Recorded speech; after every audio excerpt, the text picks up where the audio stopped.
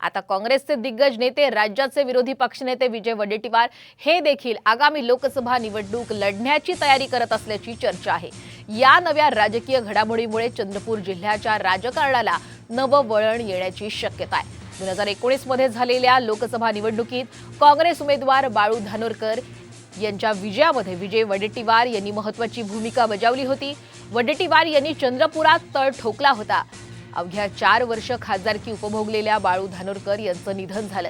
त्यानंतर चंद्रपूर लोकसभा मतदारसंघाच्या निवडणुकीत काँग्रेसकडून कोणाला उमेदवारी दिली जाईल यावरून अनेक तर्कवितर्क लावले जात होते आणि याच तर्कवितर्कानंतर चंद्रपूरच्या राजकारणाला नवं वळण मिळण्याची शक्यता आहे, कारण विजय वडेट्टीवार हे लोकसभेच्या रिंगणात उतरण्याची चर्चा आहे।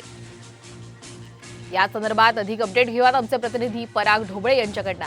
पराग, आपण ज्या पद्धतीने पाहतोय की आता विजय वडेट्टीवार हे लोकसभेच्या रिंगणामध्ये उतरणार अशी चर्चा सुरू झालेली आहे, काय अधिकचे अपडेट्स आहेत?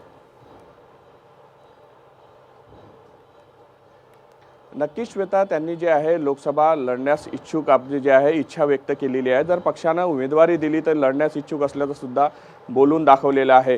खरं तर विजय वडेट्टीवार हे सध्या विरोधी पक्षनेते आहे आणि काँग्रेसमधली दिग्गज नेत्यापैकी एक आहे।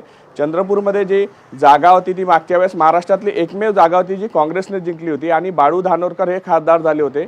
मात्र त्यांचं अकाली निधन झालं आणि त्यामुळे ती जागा रिक्त झालेली आहे आणि त्या ठिकाणी ज्या त्यांच्याच पत्नी होत्या बाळू धानोरकर यांच्या त्या लढण्यास इच्छुक आहे। मात्र कुठंतरी या सगळ्या मतदारसंघामध्ये आता विजय वडेट्टीवार यांनी सुद्धा आपली इच्छा व्यक्त केल्यामुळे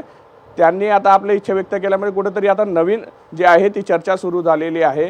खरं तर जे विजय वडेट्टीवार यांचा त्या मतदारसंघावर तसाही जो आहे पगडा आहे, मोठे मजबूत त्यांची संघटन बांधलेली आहे, कारण की त्याच आजूबाजूनं त्यांचा मतदारसंघ असल्यामुळे त्यांच्याकडे मोठ्या प्रमाणात कार्यकर्ता वर्ग आहे जे निवडणूक लढवण्यास जे आहे महत्त्वाचं ठरू शकतो। आणि मागच्या वेळेस जे आहे बाळू धानोरकर जेव्हा निवडणूक लढले होते त्यावेळेस जे आहे विजय वडेट्टीवार यांनी सुद्धा मोठी मदत त्यामध्ये केली होती।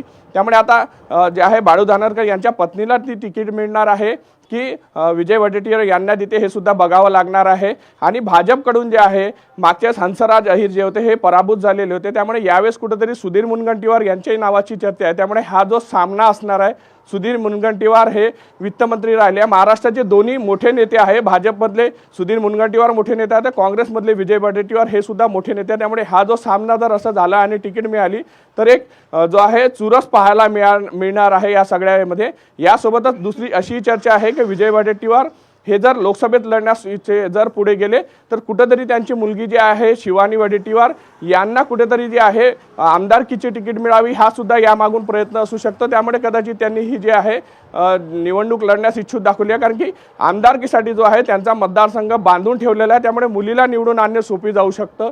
त्यामुळे लोकसभेसाठी आपण जावं आणि मुलीसाठी ती जागा मिळावी अशी ही जी आहे अंतर्गत गुटातून अशी चर्चा ऐकायला मिळते आहे। नक्कीच धन्यवाद पराग, आपण दिलेल्या संपूर्ण अपडेट बद्दल। तर विजय वडेट्टीवार हे जर लोकसभेच्या रिंगणात उतरले तर नक्कीच चंद्रपूरच्या राजकारणामध्ये नवीन वळण मिळण्याची शक्यताही वर्तवली जाते।